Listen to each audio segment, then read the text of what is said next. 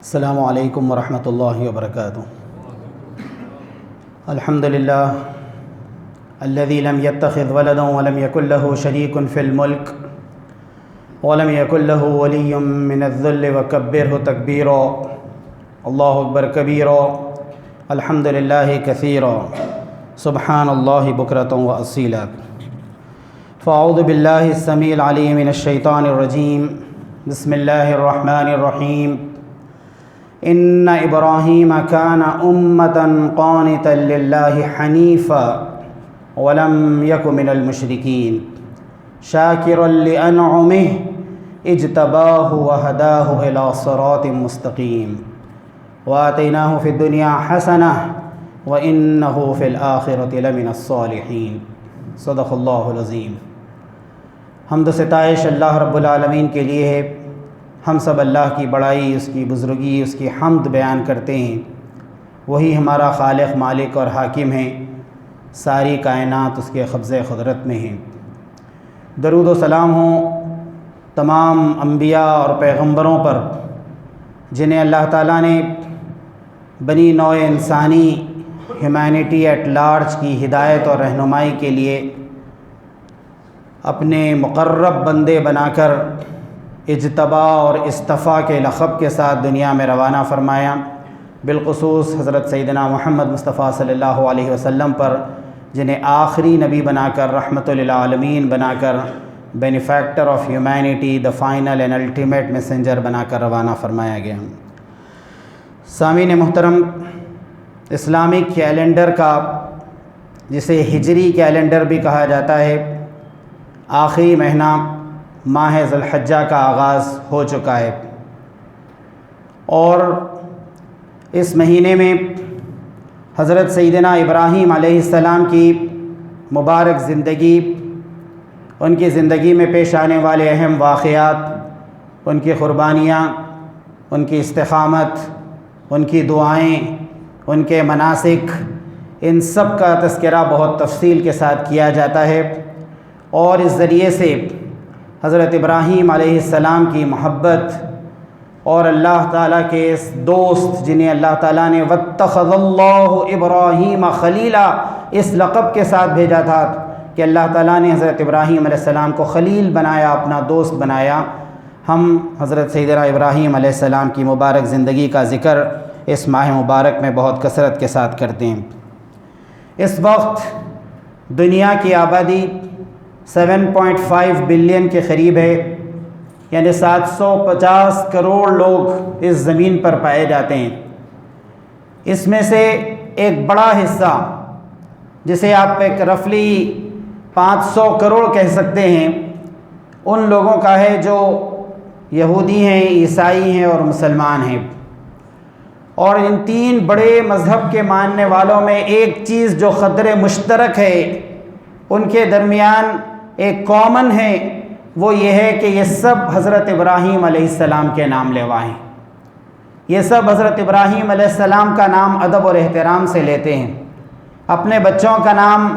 Abraham یعنی ابراہیم رکھتے ہیں۔ اپنے گھر میں دوسرے بچوں کا نام حضرت ابراہیم علیہ السلام کے بیٹوں اور ان کے پوتوں کے نام سے رکھتے ہیں۔ یوسف علیہ السلام کے نام سے جوزف نام رکھا جاتا ہے۔ اسی طرح اسحاق علیہ السلام کے نام کے ریفرنس سے آئزیک نام رکھتے ہیں۔ بہت کثرت کے ساتھ آپ دیکھتے ہیں کہ ان ناموں کا رواج ان تین مذاہب کے ماننے والوں میں پایا جاتا ہے۔ یہ وہ عظیم مقام ہے جو حضرت ابراہیم علیہ السلام کو حاصل ہے۔ بلکہ مشرکین مکہ جو بے انتہا شرک کے اندر مبتلا ہو گئے تھے، 360 کے قریب بت انہوں نے بنا کر خانہ کعبہ میں رکھ لیے تھے۔ اس خانہ کعبہ میں، جسے حضرت ابراہیم علیہ السلام نے مرکز توحید کے طور پر بنایا تھا، اللہ تعالیٰ کی وحدانیت، ایک خدا کی عبادت کے لیے گھر بنایا تھا، اور اس کے بعد دعا بھی کی تھی کہ ھذا بلدن آمنا، اس شہر کو امن والا شہر بنائیے، اور یہ کہ بتوں کی گندگی سے، شرک کی نحوست سے اسے پاک رکھیے۔ اسے بھی انہوں نے شرک سے آلودہ کر دیا تھا، لیکن یہ مشرکین عرب بھی حضرت ابراہیم علیہ السلام کا نام احترام سے لیتے تھے۔ تو یہ حضرت ابراہیم علیہ السلام کو اللہ تبارک و تعالیٰ نے بہت اونچا مرتبہ اور مقام عطا کیا تھا کہ لگ بھگ 4-4.5 ہزار سال بعد آج 500 کروڑ کی تعداد میں لوگ ان کا نام احترام سے لیتے ہیں۔ اور قرآن مجید بہت کلیئرٹی کے ساتھ، بہت واضح انداز سے یہ بات پیش کرتا ہے کہ ما کان ابراہیم یہودیہ، حضرت ابراہیم علیہ السلام ہرگز یہودی نہیں تھے، یہودیوں کو حق نہیں ہے ان کا نام لینے کا۔ ما کان ابراہیم یہودی ولا نصرانیہ، نہ حضرت ابراہیم علیہ السلام نصرانی تھے، کرسچن تھے، عیسائیوں کو حق نہیں ہے ان کا نام لینے کا، اس لیے کہ یہ دونوں مذہب کے ماننے والے دین ابراہیمی پر قائم نہیں رہے۔ دین ابراہیمی دین توحید ہے، ایک خدا کی عبادت اور بندگی کا مذہب ہے، یہ دونوں اس پر قائم نہیں رہے۔ وقالت الیہود عزیر ابن اللہ، یہودی کہتے ہیں کہ حضرت عزیر اللہ کے بیٹے ہیں، نعوذ باللہ۔ وقالت النصارى المسیح ابن اللہ،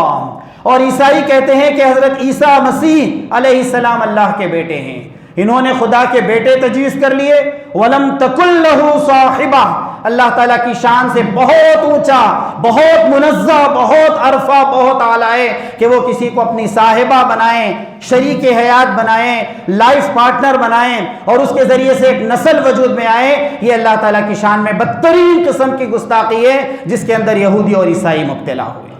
قرآن مجید بہت کلیئرٹی کے ساتھ کہتا ہے کہ ہوں گے 400-300 کروڑ کی تعداد میں عیسائی اور یہودی، اور ہوں گے وہ حضرت ابراہیم علیہ السلام کے نام لیوا، لیکن اصلاً ان کو حق نہیں پہنچتا۔ ما کان ابراہیم یہودیا ولا نصرانیہ، نہ ابراہیم علیہ السلام یہودی تھے نہ عیسائی تھے، کون تھے پھر؟ ولیکن کان حنیفا مسلما، مسلم حنیف تھے، ایک سو تھے،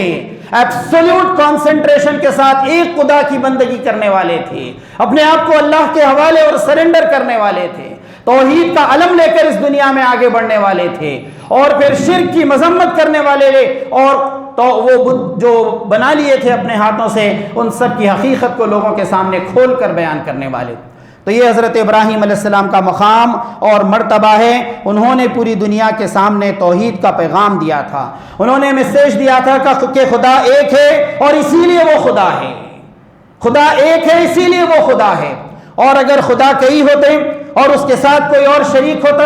اس کی نسل اور جنریشن ہوتی، اس کی ذریت اور بیٹے ہوتے، تو پھر کسی خدا کا تصور ممکن نہیں ہوتا۔ کئی خداؤں کا تصور، اس کا کانسیپٹ نہ معقول ہے اور نہ پھر یہ کہ لاجیکل ہے۔ اس کائنات میں، اس یونیورس کے اندر جو حیرت انگیز یکسانیت پائی جاتی ہے، یہاں پر جو کوارڈینیشن پایا جاتا ہے، یہاں کے واقعات کے اندر جو تسلسل اور ہارمونی پائی جاتی ہے، وہ سب ایک خدا کی گواہی دیتے ہیں۔ یہ لاجک اور دلیل تھی جو حضرت ابراہیم علیہ السلام نے پیش کی تھی۔ سید مودودی علیہ الرحمہ نے تفہیم القرآن میں اس کو بہت آسان انداز سے پیش کیا ہے کہ آپ تصور کیجئے کہ ایک زمین کا خدا، ایک آسمانوں کا خدا، ایک ہواؤں کا خدا، ایک بادلوں کا خدا، ایک بیجوں کا خدا، ایک جھاڑوں کا خدا، ایک سمندر کا خدا، ایک دریاؤں کا خدا، تو ایک چھوٹے سے بیج میں سے ایک چھوٹا سا جھاڑ نکلے، اس میں سے ایک چھوٹا سا پودا نکلے، کیا اس کے لیے ان پورے خداؤں کی میٹنگ بلانی پڑے گی؟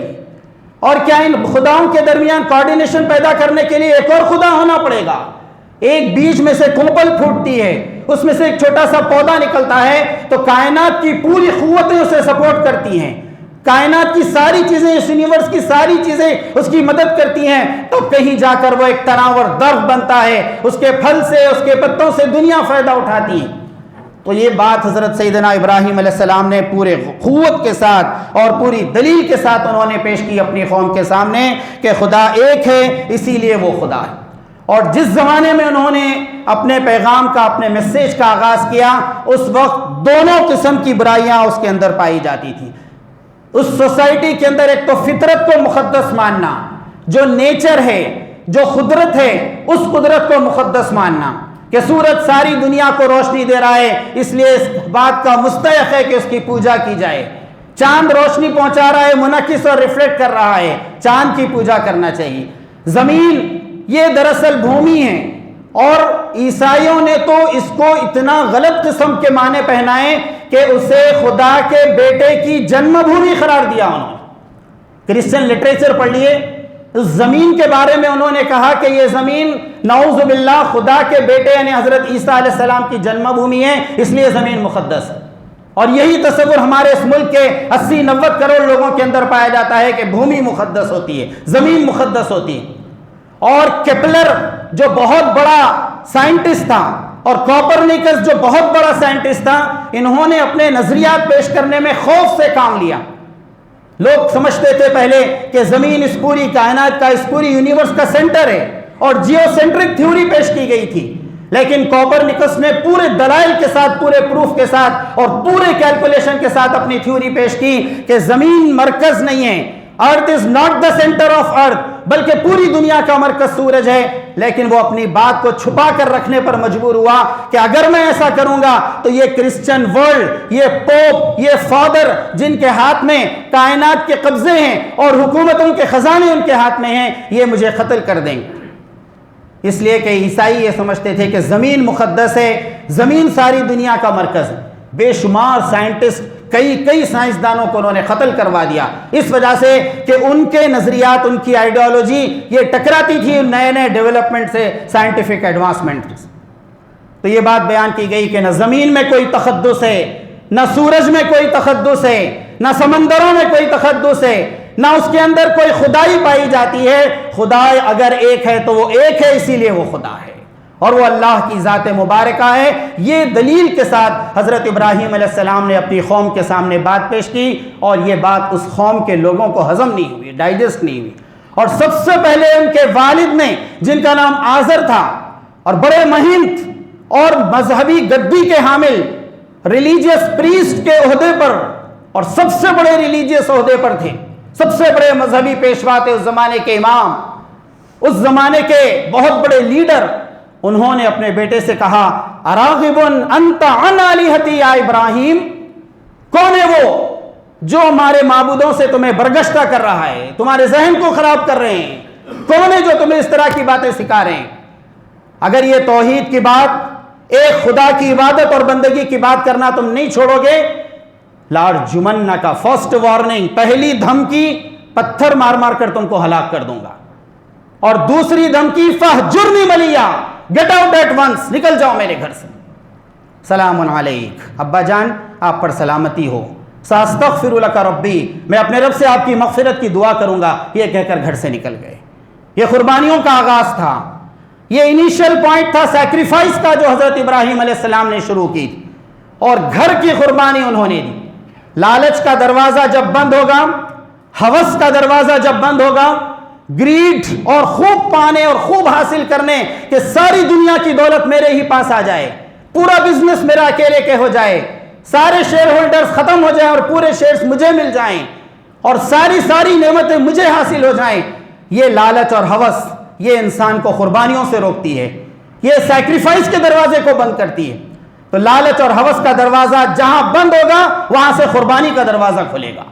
وہاں سے سیکریفائس کا، اور وہاں سے کسی کو کچھ دینے کا، اور وہاں سے اپنی جان نچھاور کرنے کا جذبہ پیدا ہو۔ تو حضرت ابراہیم علیہ السلام گھر سے نکل گئے۔ سلام علیک ابا جان آپ پر سلامتی ہو، میں گھر چھوڑ سکتا ہوں، توحید کا راستہ نہیں چھوڑ سکتا، میں خدا کی بندگی سے باز نہیں آ سکتا، میں پروپیگیشن آف اسلام سے نہیں رک سکتا، ہاں میں گھر چھوڑنے کے لیے تیار ہوں۔ اور گھر سے نکل گئے اور اپنی قوم کے سامنے اسلام کی دعوت پیش کی، اور جن بتوں کی عبادت کے اندر وہ مبتلا تھے ان کے بارے میں کہا اف لکم، افسوس ہے تم پر، وَلِمَا تَعْبُدُونَ مِن دُونِ اللَّهِ، اور ان معبودوں پر بھی جن کی تم عبادت کر رہے ہو، فَلَا تَعْقِلُونَ، اللہ تعالیٰ نے عقل نہیں دی کیا تم کو؟ کیا اس عقل کو استعمال نہیں کر سکتے؟ اگر اس عقل کو استعمال کرتے، لاجیکل انفرنس کرتے، تو پھر تم یہ شرک کے راستے سے بچتے اور توحید کے راستے پر آگے بڑھتے۔ علامہ اقبال نے اس بات کو بہت واضح انداز سے بیان کیا ہے کہ انسان کی عقل یہ ایک رہنمائی کا کام تو کر سکتی ہے، لیکن اسی انسان کو منزل تک نہیں پہنچا سکتی۔ انہوں نے کہا تھا بے خطر کود پڑا آتش نمرود میں عشق، عقل ہے محو تماشا لبے بام ابھی۔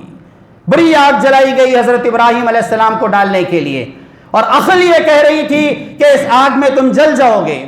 عقل یہ سمجھا رہی تھی کہ اس میں کودنا ہے یا نہیں کودنا ہے، اس آگ کے حوالے اپنے آپ کو کرنا ہے یا نہیں کرنا ہے۔ علامہ اقبال کہتے ہیں کہ عقل وہاں ٹھہر کر سوچ رہی تھی اور بے خطر کود پڑا آتش نمرود میں عشق، لیکن جو عشق تھا ان کے اندر، جو اللہ کی محبت تھی ان کے اندر، والذین آمنوا اشد حبا للہ، قرآن مجید نے کہا کہ جو اہل ایمان ہیں، جو مسلمان ہیں، وہ تو اللہ کی محبت میں شدید ہوتے ہیں۔ بے خطر کود پڑا آتش نمرود میں عشق، یہ جو عشق الہی، حب الہی اور اللہ کی محبت کا اور توحید کا جذبہ یہ تھا کہ وہ اپنے آپ کو آگ میں ڈالنے کے لیے تیار ہو گئے، لیکن اپنے موقف سے، اپنے میسج سے وہ وڈرا نہیں ہوئے۔ علامہ اقبال نے ایک اور مقام پر یہ بات کہی، تیرے سینے میں دم ہے دل نہیں ہے، تیرا دم گرمی محفل نہیں ہے، گزر جا کے عقل سے آگے یہ نور، چراغ راہ منزل نہیں ہے۔ کہ انسان کی عقل اسے ایک روشنی تو دکھا سکتی ہے، لیکن اگر منزل تک پہنچانے کا کوئی کام کرے گی تو وہ اللہ کی محبت ہے جو علم وحی کے ذریعے سے انسان کو حاصل ہے۔ بے شمار لوگ گمراہ ہوئے اس بات پر کہ ہم بڑے سائنٹسٹ ہیں، ہم پی ایچ ڈی ہولڈر ہیں، اور ہم نے اتنی نالج اور اتنا علم ہم نے حاصل کیا ہے کہ ہم خود سیدھا راستہ پا سکتے ہیں، اور وہ گمراہی کے راستے پر چلے گئے۔ تو انسان کی عقل روشنی کا کام تو کر سکتی ہے، راستے کے چراغ کا کام تو کر سکتی ہے، راستے میں کچھ مدد اور رہنمائی تو کر سکتی ہے، لیکن منزل تک پہنچانا، توحید کی منزل تک پہنچانا کہ اس کائنات کا ایک خدا ہے اور وہی خالق اور مالک ہے، اور وہی کریٹر اور سسٹینر ہے، وہی لا گیور اور لا میکر ہے، اور اسی کے آگے ہم سب کو ایک دن ٹھہرنا ہے اور اپنی پوری زندگی کا حساب دینا ہے۔ اس کے لیے تو ریویلیشن فرام گاڈ یعنی وحی الہی لازمی ہے، اور اسی کے ذریعے سے انسان ہدایت اور رہنمائی کے راستے پر آگے بڑھ سکتا ہے۔ تو قوم کے لوگوں کے سامنے ایک زبردست قسم کا اتمام حجت کیا، اسلام کی دعوت انہوں نے پیش کی، اور پھر اللہ تبارک و تعالیٰ نے اس آگ سے حفاظت کی۔ آگ ہے، اولاد ابراہیم ہے، نمرود ہے، کیا کسی کو پھر کسی کا امتحان مقصود ہے؟ آج اس وقت آگ تیار کی گئی ہے اور یہ آگ بھڑکائی گئی ہے، اور حضرت ابراہیم علیہ السلام کے پیرو اور نام لیوا توحید کے علمبردار ان کو اسی آگ کے حوالے کیا جا رہا ہے۔ اور ایک نمرود اس زمانے میں تھا 4,500 سال قبل، آج دنیا کے کئی ممالک کے اندر نمرود پائے جاتے ہیں۔ کہیں یہ نمرود بشار الاسد کے نام سے پائے جاتے ہیں، کہیں یہ نمرود شیخ حسینہ واجد کے نام سے پائے جاتے ہیں، اور کہیں یہ نمرود الگ الگ قسم کے ناموں کے ساتھ پائے جاتے ہیں۔ عبد الفتاح سیسی کے نام سے پائے جاتے ہیں، مفتالی بینٹ کے نام سے پائے جاتے ہیں، اور ان نمرودوں کی کوشش یہ ہے کہ توحید کے علمبرداروں کے لیے آگ تیار کی جائے اور اس کے حوالے کر دیا جائے۔ نار کو گلزار کر دیا تو نے، یوں دوست کو بچا لیا تو نے۔ نار کہتے ہیں آگ کو، اور گلزار کہتے ہیں باغ کو، گارڈن کو، جہاں ٹھنڈی اور تازہ ہوائیں آتی ہیں۔ حضرت ابراہیم علیہ السلام کو اللہ تعالیٰ نے اس آگ سے بچایا اور اس آگ سے حفاظت، اور یہ اللہ تعالیٰ کی سنت ہے کہ دنیا میں کبھی بھی رسولوں کو قتل کرنے کی کوئی کوشش کامیاب نہیں ہوئی ہے۔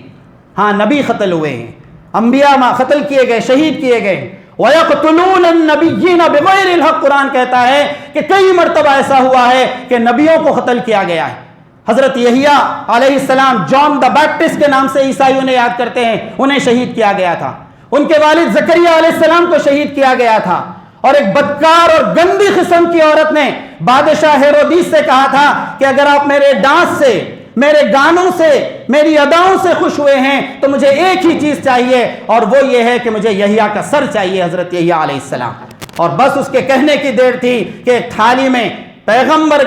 اس زمانے کے نبی، ان کا سر ایک تھالی میں ٹرے میں رکھ کر بادشاہ کے سامنے پیش کر دیا گیا۔ نبیوں کو قتل کیا گیا، لیکن رسولوں کو کبھی قتل کرنے میں دنیا کامیاب نہیں ہو سکتی۔ نوح علیہ السلام رسول تھے، اللہ تعالیٰ نے ان کی حفاظت کی، ایک خطرناک قسم کا طوفان آیا لیکن وہ بچا لیے گئے۔ ابراہیم علیہ السلام ایک رسول تھے، بھیانک قسم کی آگ میں ڈالے گئے، آگ کا کام ہے جلانا، اس آگ کے جو لاز آف نیچر ہے اس کو اللہ تعالیٰ نے تبدیل کیا، اور اس کی اور اپنے پیغمبر کی، اپنے رسول کی حفاظت کی۔ حضرت موسیٰ علیہ السلام پانی کے بیچ میں، اور ہر طرف موجیں تھپڑے مار رہی ہیں، ایسے میں اللہ تعالیٰ نے اس پانی کے درمیان راستہ بنایا اور ان کی حفاظت کی۔ حضرت عیسیٰ علیہ السلام کا یہی معاملہ پیش آیا کہ حضرت عیسیٰ علیہ السلام کو صلیب پر اور پھانسی پر چڑھانے کی کوشش کی گئی، لیکن وہ اللہ کے رسول تھے، اللہ نے ان کی حفاظت کی اور ان کو جسم کے ساتھ، روح کے ساتھ اٹھایا۔ اسے یتوفا کل کہا جاتا ہے، ایک مکمل قسم کا یتوفا، کہ عام انسان مرتے ہیں تو ان کی صرف روح کو اٹھایا جاتا ہے